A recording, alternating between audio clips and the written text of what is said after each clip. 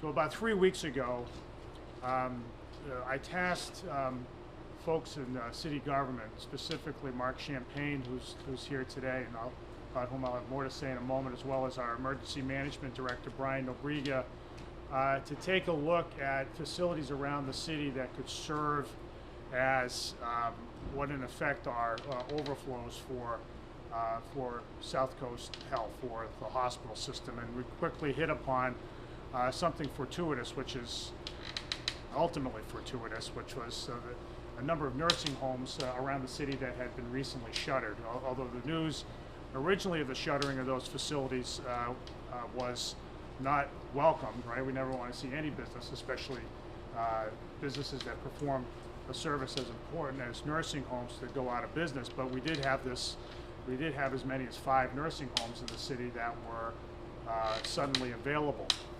So they took a look at all of them, and it turned out that there were 2 that were not only suitable for housing patients, but were almost as good as new in many respects. They had been renovated just a little over a year ago, and were in really good working condition. So we started talking to our friends at Southcoast Health, under the really terrific leadership of Keith Hovan, to figure out how we could expand, particularly St. Luke's Hospital's capacity, but the capacity of his entire health system, which really stretches all across southeastern Massachusetts, including Charlton Memorial Hospital in Fall River, as well as Toby Hospital in Wareham.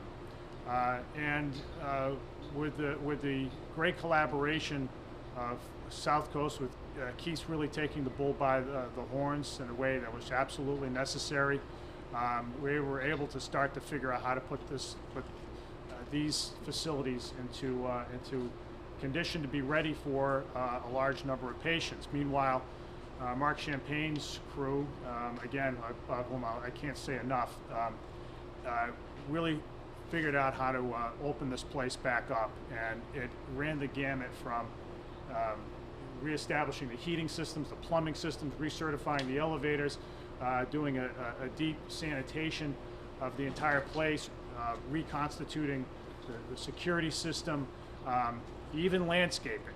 And there are good reasons for that as well as adding equipment, moving old equipment out, furnishing the place, a whole lot of stuff over, really starting 3 weeks ago and continuing on through today. There was one other piece that was needed. So the facilities were there. Southcoast was really jumping into the fray. And then we had the good fortune of working with Essex Group, specifically Frank Romano, who, like the former armor captain that he was in Vietnam, jumped right into the fray and said, we're gonna make this thing work.